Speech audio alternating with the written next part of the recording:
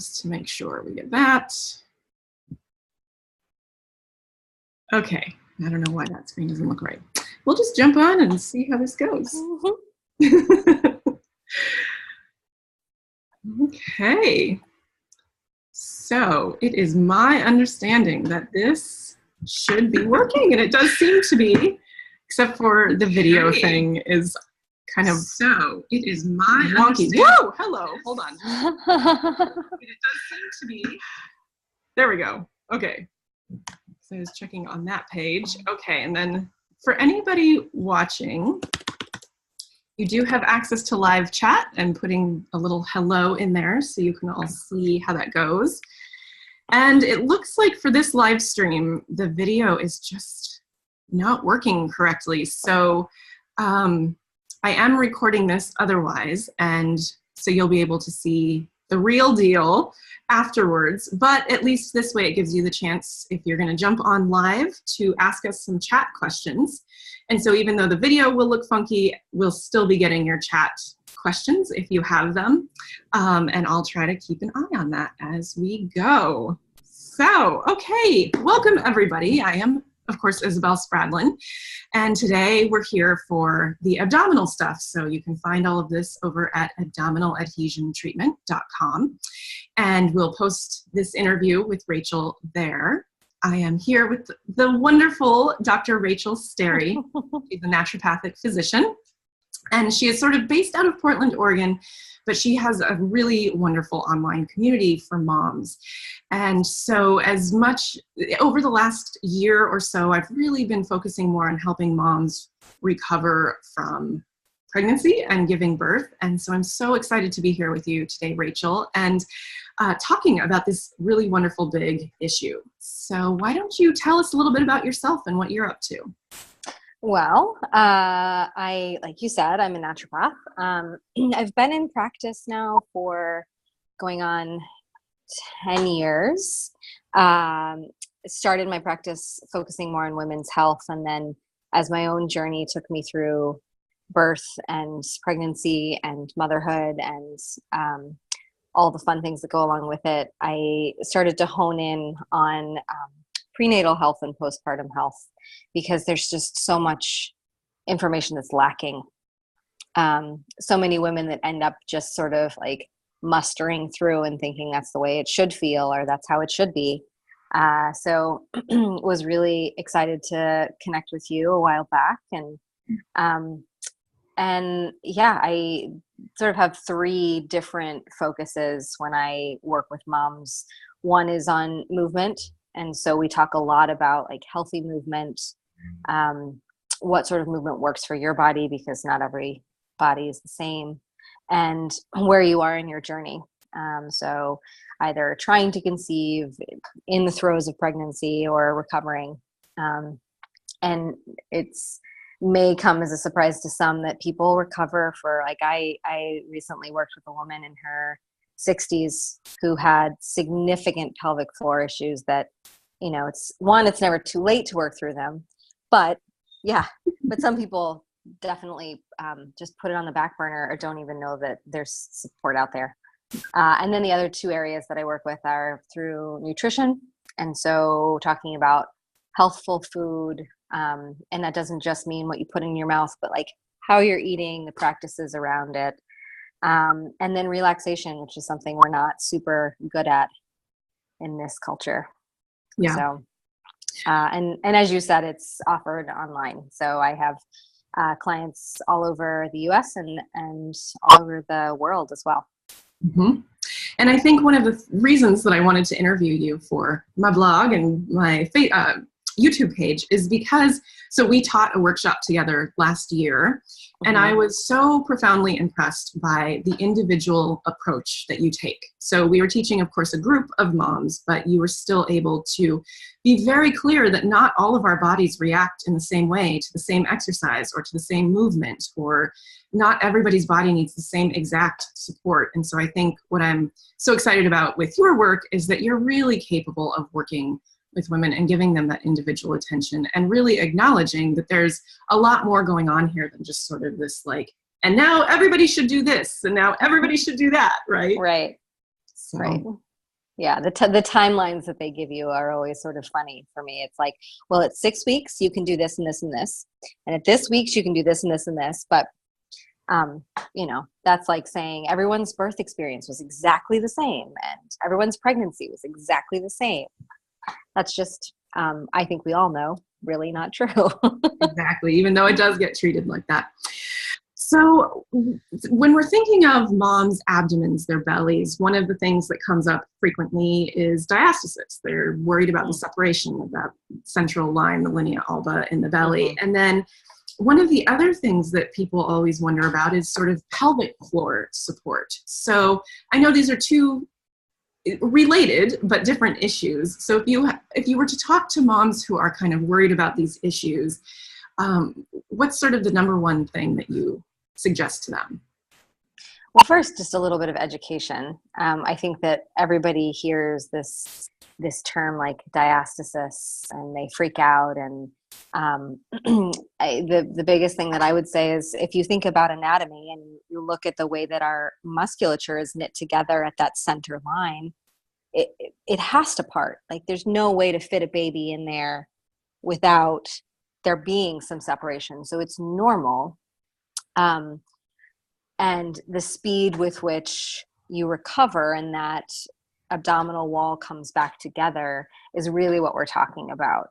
And so the best ways to help that to come back together more quickly and to ensure that it lines up properly and that you don't get any weird muscle memory is don't push on ab exercises in the latter part of your pregnancy and in the beginning part of your postpartum period.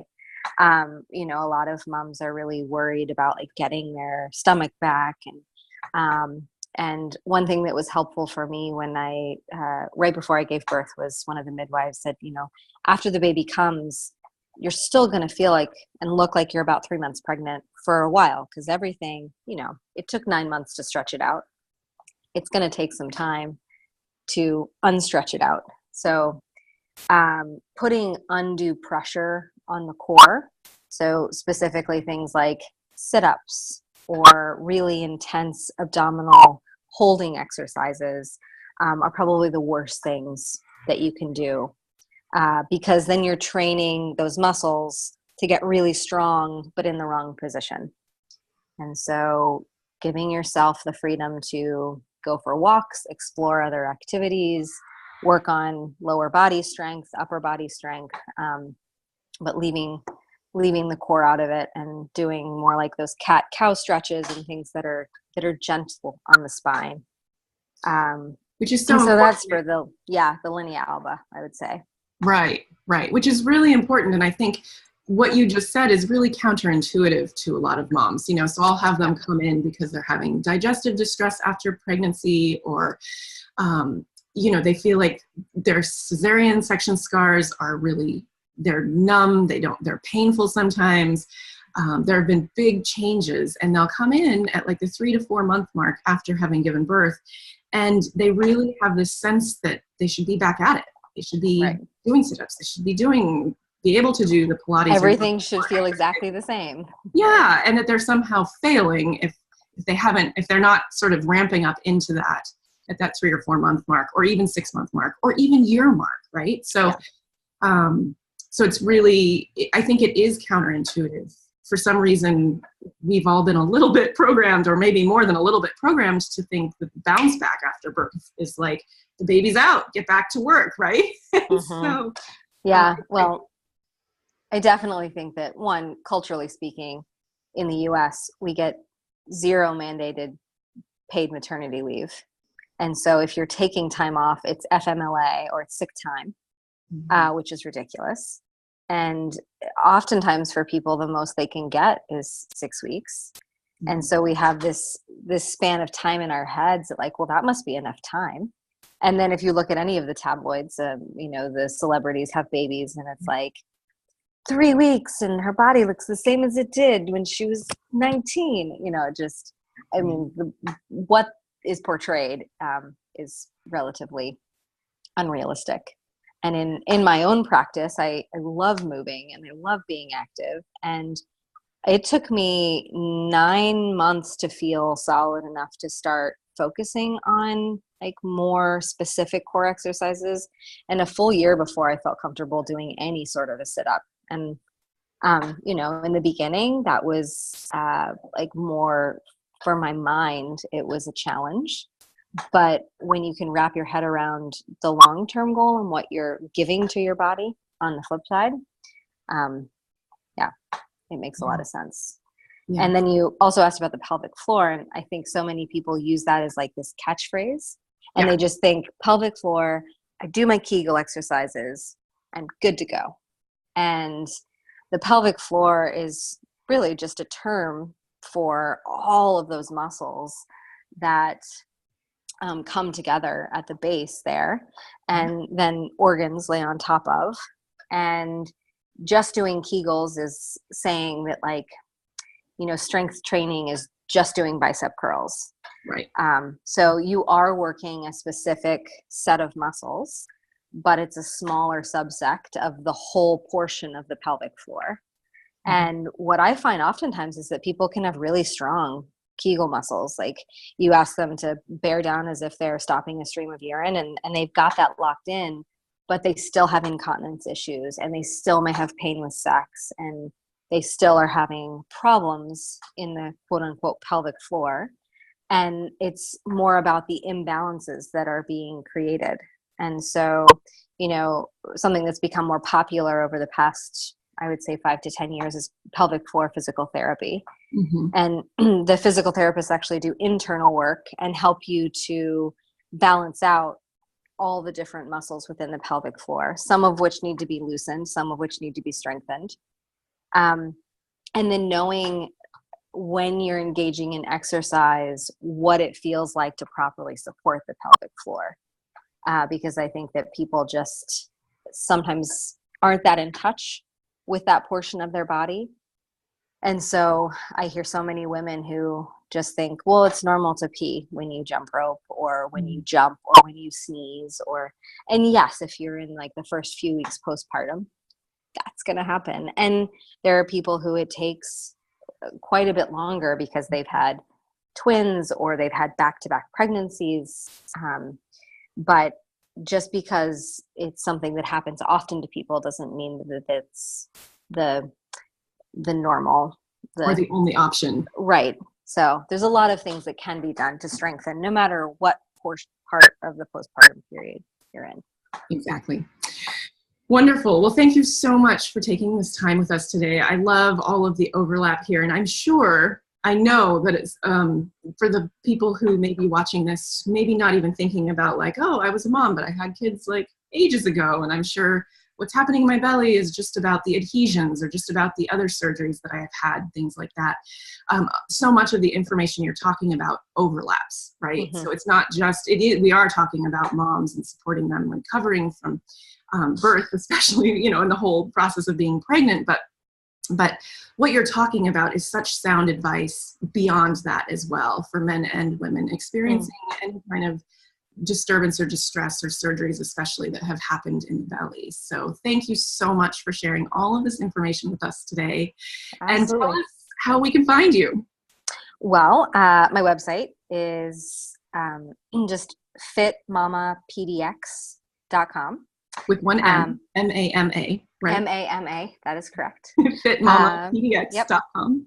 Yep. And I do have just a fun sort of feed on Instagram where I post little snippets about exercise and different recipes and fun pictures. And my email is just DR, so for doctor, my first name, Rachel, Rachel, and then at fitmamapdx.com. So any of those avenues, you'll find me. Wonderful. Well, thank you so much for being here today. I really appreciate it. Yeah, thank you for asking me. Yeah, absolutely. And I'm sure we'll talk again soon. All right. Sounds good. Bye. Bye.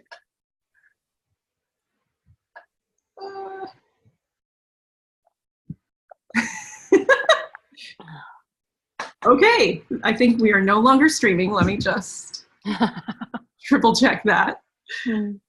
Yeah, it's done. Cool. Okay. So I didn't see any comments come in. And oh yeah, it stopped. Good. Wow. So now I just need to get that was a good test. It totally didn't work for the video piece of it, but I did, oh, here, and I can stop the Zoom recording. Stop cloud recording, yes.